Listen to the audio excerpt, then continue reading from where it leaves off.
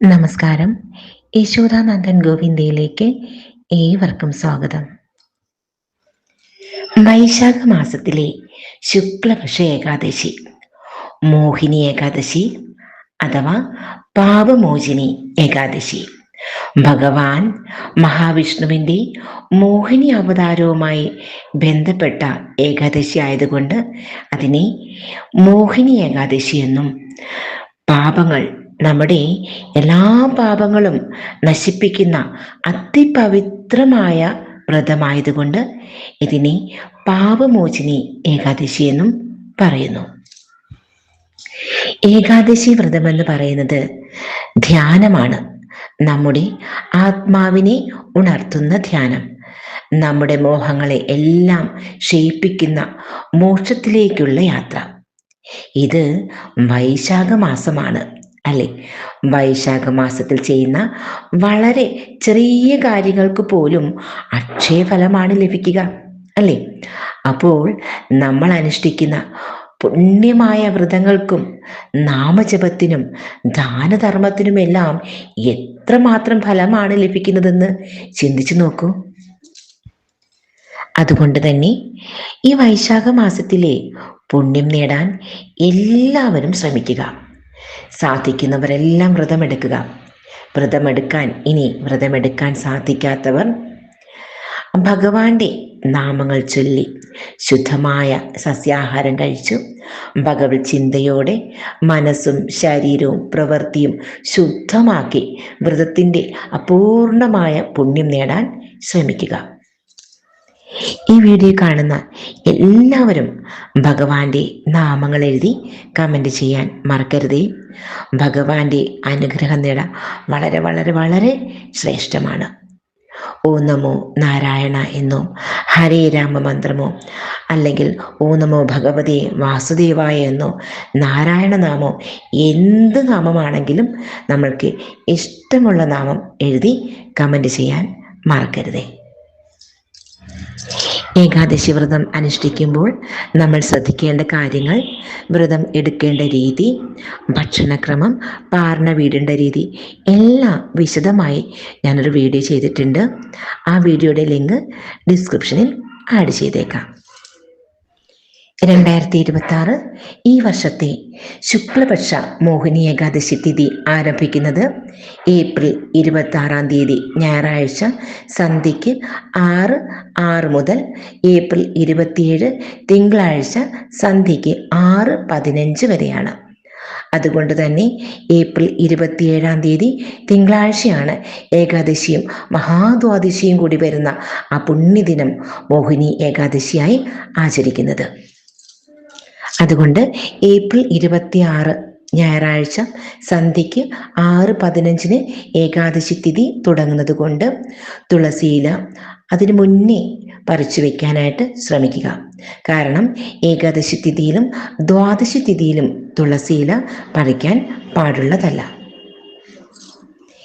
ദശമി, ഏകാദശി, ദ്വാദശി 3 ദിവസമായിട്ടാണ് ഏകാദശി വ്രതം അനുഷ്ഠിക്കുന്നത്. അതുകൊണ്ട് തന്നെ ഏപ്രിൽ മാസം 26 ഞായറാഴ്ച നമ്മൾ ഒരിക്കലെടുക്കുക. ബാക്കിയുള്ള സമയങ്ങളിൽ ലഘുഭക്ഷണം കഴിക്കാം.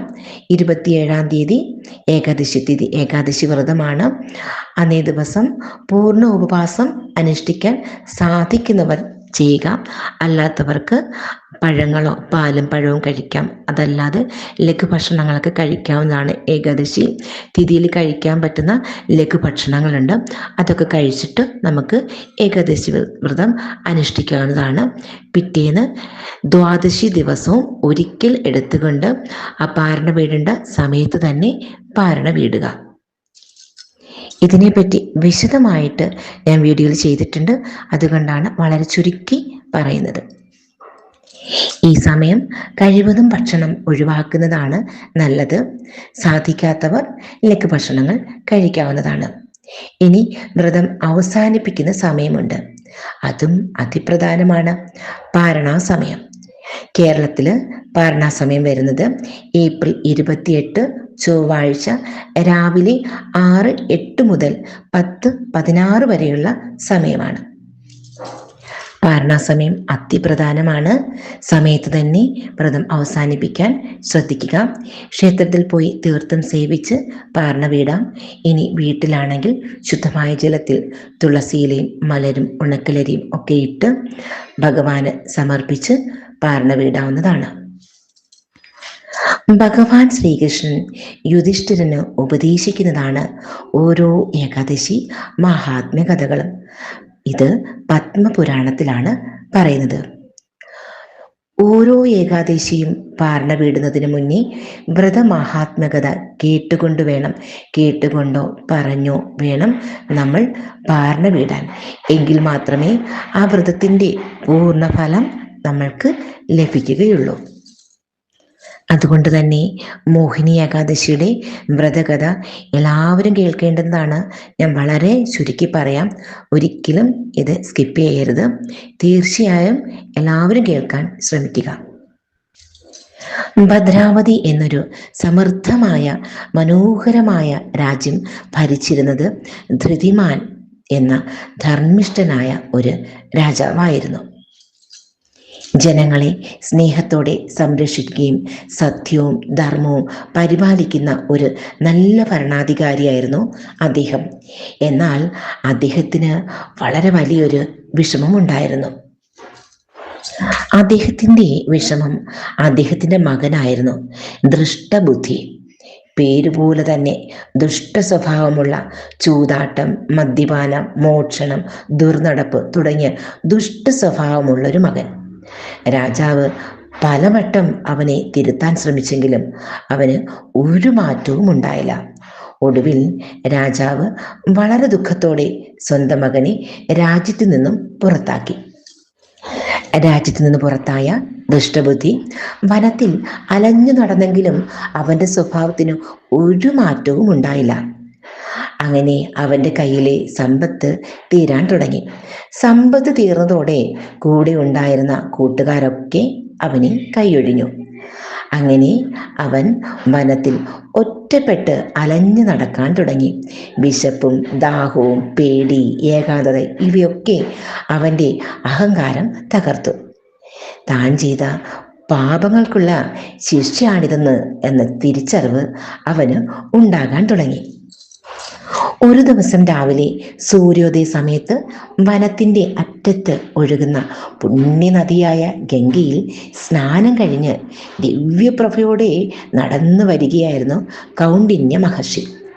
അദ്ദേഹത്തിന്റെ ദേഹം ദിവ്യ തേജസ്സാൽ പ്രകാശിച്ചിരുന്നു.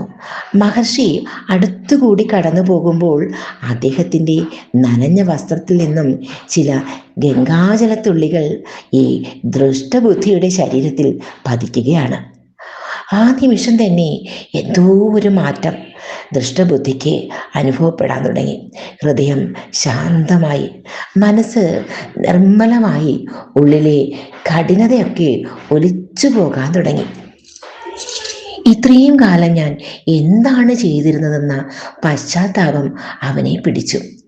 ഇത് സാധാരണ ജലമല്ല അല്ലേ? ഗംഗയുടെ പവിത്രതയും മഹർഷിയുടെ തേജസ്സും ചേർന്ന ദിവ്യ സ്പർശമായിരുന്നു. ആ ദിവ്യാനുഭവത്തിൽ മുഴുകി ദൃഷ്ടബുദ്ധി മഹർഷിയുടെ പാദങ്ങളിലേക്ക് അങ്ങോട്ട് വീണു. ഗുരുദേവ, ഞാൻ ഏറ്റവും വലിയ പാപിയാണ്. എനിക്ക് പാപങ്ങളിൽ നിന്ന് മുക്തി നേടാൻ എന്താണ് ചെയ്യേണ്ടുന്നത്? എനിക്കൊരു മാർഗം കാണിച്ചു തരൂ എന്ന് പറഞ്ഞ് മുനിയുടെ പാദങ്ങളിൽ വീണ് അവൻ അഭയം പ്രാപിക്കുകയാണ്. കരുണാപൂർണമായ ആ ദൃഷ്ടിയോടെ കൗണ്ഡിന്യ മഹർഷി പറഞ്ഞു, മകനെ, ഇത് വൈശാഖമാസമാണ്. വൈശാഖമാസത്തിലെ ശുക്ലപക്ഷത്തിൽ വരുന്ന മോഹിനി ഏകാദശി വ്രതം ആചരിക്കൂ. ഇത് എല്ലാ പാപങ്ങളും നശിപ്പിക്കുന്ന അതിപവിത്രമായിട്ടുള്ള വ്രതമാണ്. ആ വാക്കുകൾ ദൃഷ്ടബുദ്ധിയുടെ ജീവിതം തന്നെ മാറ്റിമറിച്ചു. മോഹിനി ഏകാദശി വ്രതം ആത്മാർത്ഥമായി ആചരിച്ചു. അവസാനം അവൻ പാപങ്ങളിൽ നിന്നും മോചിതനായി ദിവ്യമായ ജീവിതത്തിലേക്ക് ഉയർന്നു. അവസാനം അവന് വൈകുണ്ഠ പ്രാപ്തിയും ലഭ്യമായി. കഴിയുന്നവർ എല്ലാവരും മോഹിനി ഏകാദശി വ്രതം എടുക്കാൻ ശ്രമിക്കുക. വൈശാഖ മാസമാണ്. വൈശാഖ മാസത്തിൽ ഭഗവാൻ മഹാവിഷ്ണുവിനോടൊപ്പം ലക്ഷ്മി ദേവിയും സദാ ഭൂമിയിലുണ്ടാകും.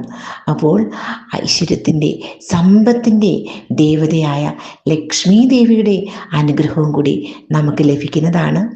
എല്ലാവർക്കും പൊന്നു ഗുരുവായൂരപ്പൻ്റെയും രാധാദേവിയുടെയും അനുഗ്രഹം ഉണ്ടാകട്ടെ എന്ന് പ്രാർത്ഥിച്ചുകൊണ്ട് വീണ്ടും കാണാമെന്ന ശുഭപ്രതീക്ഷയിൽ യശോദാനന്ദൻ ഗോവിന്ദേ.